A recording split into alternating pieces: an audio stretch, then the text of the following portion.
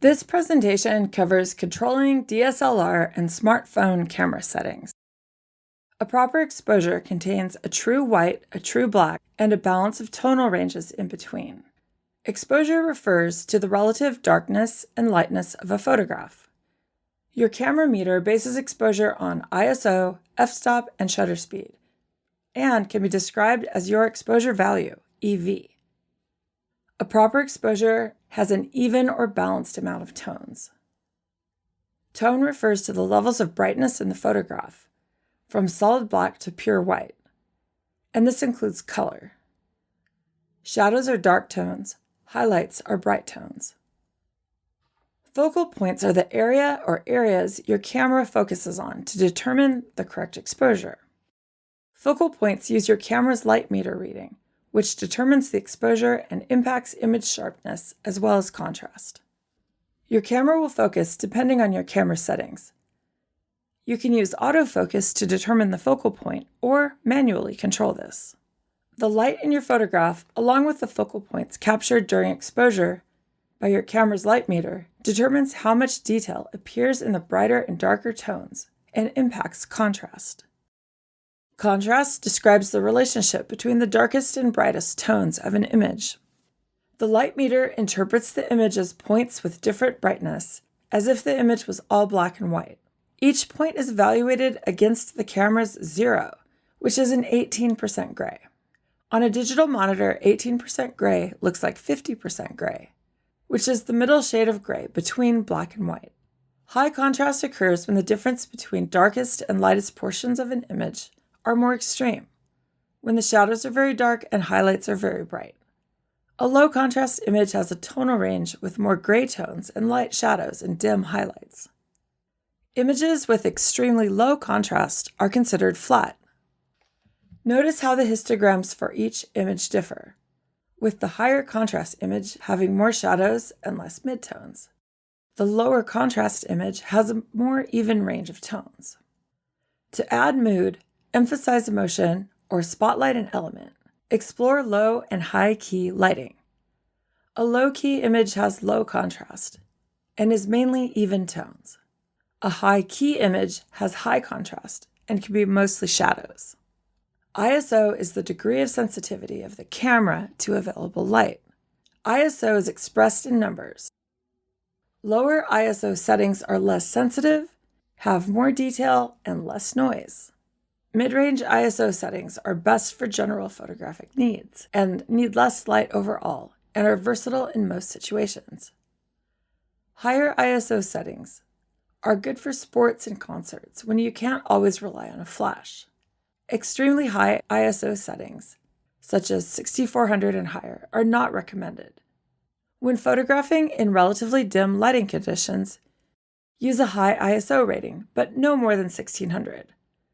With high ISOs, you get digital noise or interpolation, where the camera sensor makes up missing information. This gets even worse when zoomed in on a subject in low light. As a best practice, turn on grid lines to help organize your compositions. These are helpful for aligning horizons or using the rule of thirds. On DSLRs, you can do this in the menu. On smartphones, these are found in your camera settings. Getting to know your camera is an important step. Switching from automatic to manual shooting or program modes will help you step up your photography skills and try more creative or technical shots. Let's look at basic DSLR functions. It's recommended to manually set your ISO to 200, or you can simply use Auto ISO. This is found in the menu of your DSLR.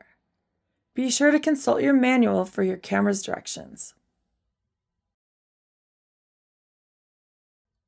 On DSLRs, you can view your light meter in live view or through the viewfinder.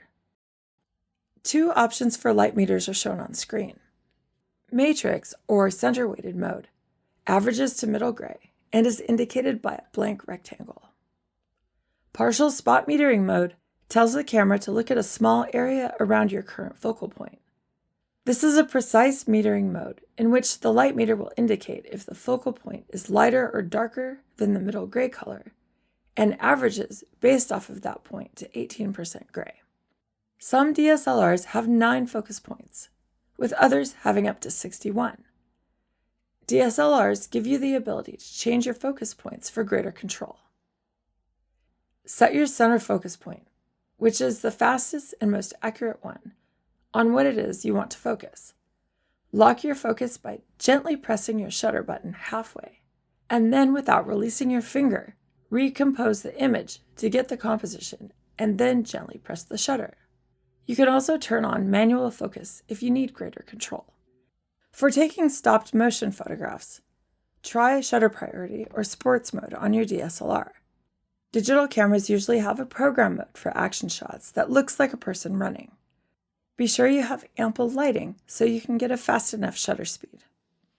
Digital cameras usually have 2 program modes that control depth of field. The flower icon goes for shallow depth of field, whereas the landscape goes for maximum depth of field. You can also use aperture priority mode, shown in the illustration with an A or AV. To change the ISO setting on your DSLR, follow your camera manual's instructions. This is usually accessible on the back of the camera or in your camera's menu. The most common ISO camera settings are from 100 to 800. Depending on your digital camera model, you may also have them in the range of 64 or all the way up to 1600 and higher. Remember, the lower the ISO number, the slower the speed. The higher the ISO number, for example 1600, the faster the speed. Some general rules for using ISO include: use 100 or 200 when taking photographs outside in sunny conditions. If the sky's overcast or it's evening, then use an ISO within the range of 400 to 800. In cases of low light, you might need to set your digital camera ISO to 1600, especially if photographing moving subjects like people, or if you're hand holding the camera. This may result in more grain or more noise in your image, especially if you don't have ample lighting. ISO 1600 is the recommended method for landscape or night shots. An ISO of 1600 is recommended for night photography. The best camera is the one you have with you, and most of the time that's your smartphone camera. Smartphone cameras are great tools to get you in the habit of photographing every day. There are several smartphone models made by Apple, and the options are constantly evolving. Here's a few things you can almost always count on with an iPhone: powerful sensors, the ability to zoom in at a macro level, manual adjustments like focus and exposure, faster shutter speeds to capture objects in motion, night mode for better shots when it's dark outside, and portrait mode to mimic a shallow depth of field. You can't manually set the ISO on an iPhone without the use of an app, such as those recommended in this presentation. The iPhone camera app handles automatic ISO controls well, however. The iPhones will always try to take the photograph at the lowest range of ISO 25, accompanied by a high shutter speed. If the light is reduced, iPhones will first adjust exposure, then increase the steps up to a maximum ISO of 2000 and higher in low light conditions. On iPhones, you can photograph in portrait mode. This allows you to not only adjust your aperture while taking the picture, but also afterwards, since the effect is created digitally. On supported iPhone models, you can use night mode to capture photos when the camera detects a low light environment. You can use night mode with iPhone 11 and later. Night mode automatically turns on when the camera detects a low light environment, as this one shown on screen. The night mode icon at the top of the display is visible when the feature becomes available, and it's yellow when active. With very low light, you can adjust your shutter speed up to 30 seconds or more, but be sure to use a tripod. Look at the red boxes from left to right to see how to control the shutter speed in night mode.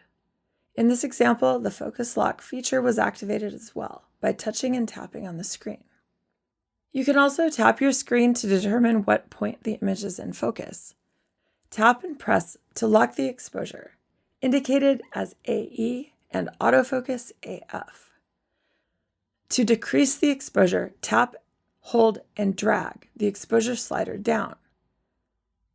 To increase the exposure, tap, hold, and drag the exposure slider up. Compare the exposure information for these three images, noticing the differences.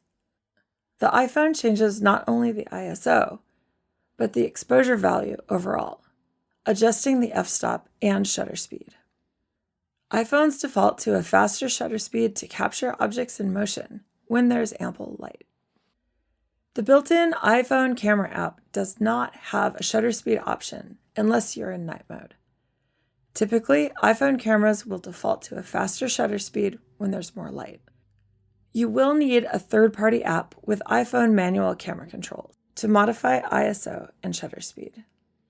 There are many options out there, but there are three shown on the screen, including Halide Mark II Pro Camera, Lightroom Photo and Video Editor, and Camera Plus, Pro Camera and Editor. Android mobile devices are very different from one another, but most include these key functions.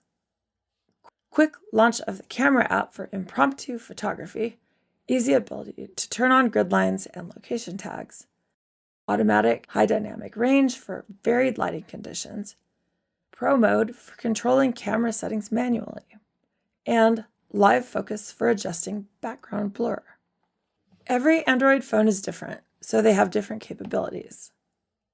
However, there's common features shared across the devices.